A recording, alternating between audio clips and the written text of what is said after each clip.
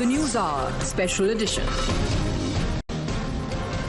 Welcome back, viewers. It was former Prime Minister Atal Bihari Vajpayee's 101st birth anniversary on 25th December. In 2003, Vajpayee, one of the finest political orator, had said, "You can change friends but not neighbors."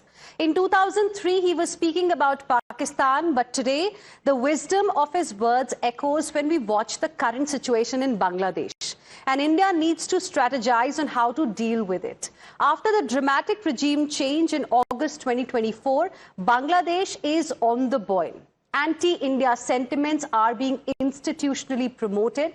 Bangladesh has moved closer to Pakistan. Both countries have resumed direct trade for the first time since 1971. First, Mohammad Yunus, the advisor to the interim government, took a lot of time in finalizing the date for elections for normalcy to return. The announcement of dates raised hope that in New Delhi that things may start getting better. But the deterioration in the last few days makes one wonder, is Mohammad Yunus even keen on having elections? There are reasons behind this question. December 12, 32-year-old Sharif Usman Hadi, a prominent youth leader of July-August 2024 uprising, was killed. Hadi was known for his fierce opposition to what he described as Indian hegemony in Bangladesh. This triggered a new violent wave of protests and arson. Then a Hindu man, Deepu Chandra Das, was lynched to death and set on fire over allegations of insulting Islam. And then another Hindu man, Amrit Mondal, was killed. Now in the latest, an explosion rocked a madrasa in Dhaka, injuring 4 people.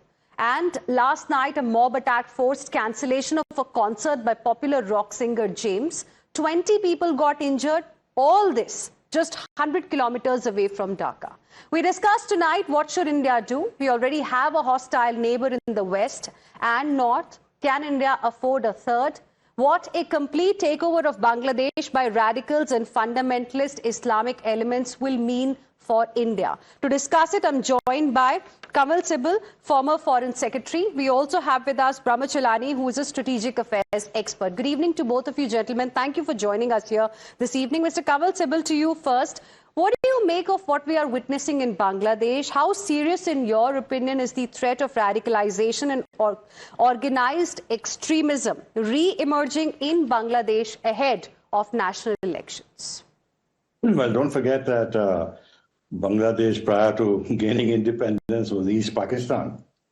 And all the killings during partition began with the direct action which Surabardi had announced in what is today Bangladesh. There always has been radicalism, radical elements in Bangladesh. And I remember years ago, one used to talk about Maulana Bashani, who was one of those very anti-Indian radicals. Then Bangladesh has had a very checkered history.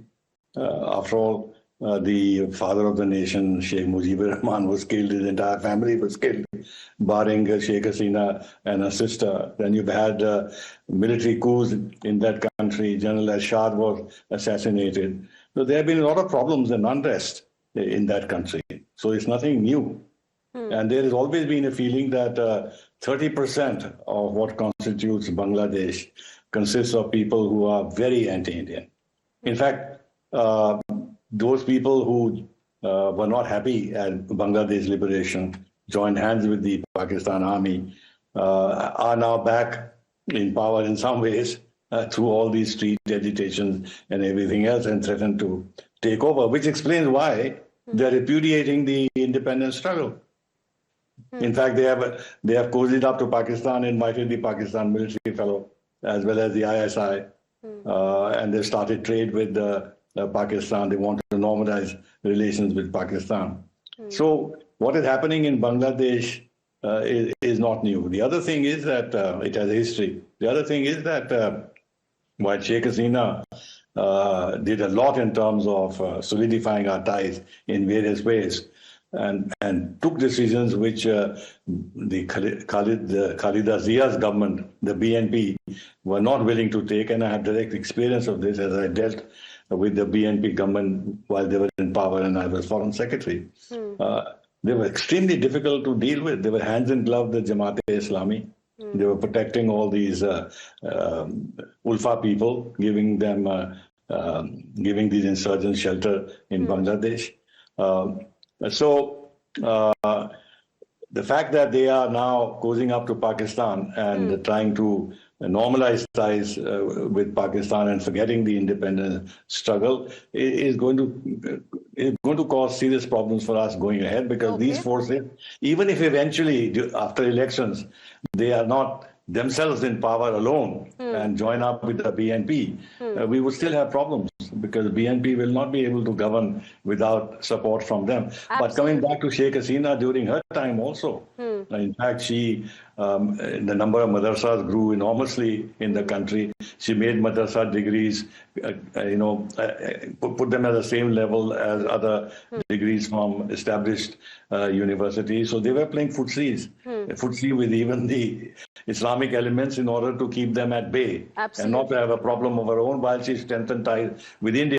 The new government will not even have that kind of an approach where they'll feel that they'll need to open up a lot with India and then try to minimize opposition at home by also reaching out to the Islamist and anti-Indian lobbies. So we have a challenge on our hands, and let's see how we deal with it. Definitely we have a big challenge in front of us. And I'd also like to talk to you about Tariq Rahman and, how should India be viewing him and his return from exile and the upcoming election set. But before that, I want to go across to Mr. Brahmachalani as well. Mr. Brahmachalani, now, do you think it is Mohammed Yunus who is behind all of this fresh wave of protest that we are witnessing? Because this is something that even Hadi's brother has claimed, because we all know initially he wasn't really keen for elections. He was not, he was dilly-dallying on the dates for elections as well. You raise an important question. Regime insiders are blaming sections within the government of orchestrating violence to derail the national election. It's not outsiders, it's people who have been part of the government, who are publicly saying that elements within the government were behind Hadi's murder, behind the attacks on the two leading newspapers of Bangladesh, including the Daily Star and Pratham Alo.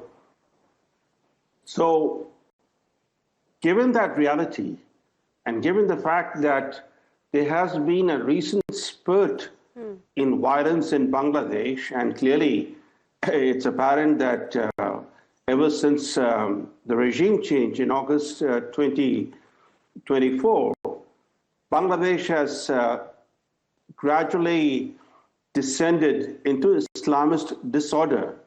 But there are two things, that we should keep in mind. First, if you look at modern world history, major developments have often centered on forcible change of geography. So for someone to say that geography cannot be changed goes against history. How did China become India's neighbor? By occupying the buffer Tibet. How did Bangladesh become independent? Because of India's intervention. India changed geography on its east. So let's not delude ourselves that geography cannot be changed. In fact, geography continues to be changed in the world. Almost every decade sees the rise of new states, the dismembering of states. The second thing is that while Ambassador Sybil is right that Bangladesh, ever since its independence, has had a very turbulent history and disorder domestically. But what's happening now is state-sponsored radicalization of society. This is what happened in Pakistan under General Zia-ul-Haq. So we are seeing a fundamental change in the direction of Bangladesh, where the state itself is promoting and encouraging Islamism, that too of a violent kind. The strategic landscape confronting India is shifting decisively, and I think Bangladesh should serve as a wake-up call for India. Yes, it is a dangerous situation that we are witnessing, in Bangladesh clearly. And of course, we'll get to know eventually whether elections will happen or not, whether things will change in February or not. But before that, Mr. Kamal Sibal, I want to ask you about Tariq Rahman. Now, he has come back after being in exile for about 17 odd years. And then in his 17-minute speech, he invoked Martin Luther King. He stressed on inclusivity of both Muslims and Hindus. And, you understand Khaleda Zia regime, as you mentioned, pretty well. So in your opinion, as many are saying, perhaps he is going to be the one who will be taking over the reins. I mean, that's what things are looking like right now. What would he be for a country like India? How should India engage with him? What is your assessment? Well, in the past, we have also established links with the BNP and with Tariq Rahman. In fact, at that time, Sheikh Hasina was not very happy that we were abandoning Awami League and cozying up to the BNP. That's one. The other is that the BNP has also ruled Bangladesh for a number of years. So they have governmental experience. They have direct experience at the official level in dealing with India, and they know what the issues are. Tariq Rahman, maybe when he was in London, he was keeping in touch with developments in Bangladesh, but having been in exile for 17 years, how much of the ground knowledge he continues to have about what is happening in Bangladesh all this while? So is he really in touch, or is he really out of touch? Can he control the situation? Is he vulnerable? Can he be like Benazir Bhutto, who comes back with the hope of taking over power, and then something terribly dramatic happens? So you can't rule that kind of a thing out. But I think on the whole, apart from what he said when he came, which is sensible, there's no harm in us betting on him to take over power. Because even if he's in tandem with the Jamaat-e-Islami, and in the past they have worked together, and today Jamaat-e-Islami is actually more powerful on the ground than the BNP is. Nevertheless, he might better understand the need to have some kind of normality in relations with India, unlike the present regime where Yunus was planted there, it was parachuted by the Americans. They wanted Sheikh Hasina out. They brought this man in. He's been very hostile to Sheikh Hasina and Awami League. He's very power hungry, as they say. But incidentally, there are a couple of things I want to mention which have not been brought out too much in public discussion. It's the role of the Muslim Brotherhood and Turkey, and also Qatar behind the scenes. They have been very active on the ground. And they are the ones who are pushing for Muslim Brotherhood kind of a change, like it happened in Egypt.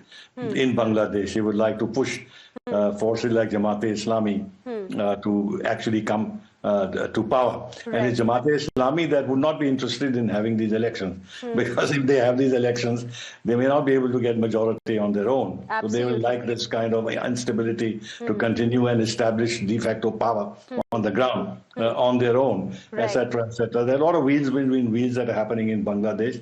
But coming back specifically again to what you said about Tariq Rahman, I say we should keep our minds open. You know what that in the past. You've raised very important point. I will leave it there. Gun running and in supplying insurgents. Right. I think you've made a very important point and a crucial point here in this debate. No harm in betting on him, because that's the only option that's perhaps available to us. And the role of Muslim Brotherhood in Turkey that you mentioned is something that's also very, very important. I'm completely out of time, but appreciate both of you gentlemen for joining us here on this discussion. Of course, we'll be tracking this closely ahead as well. For now, heading into another short break.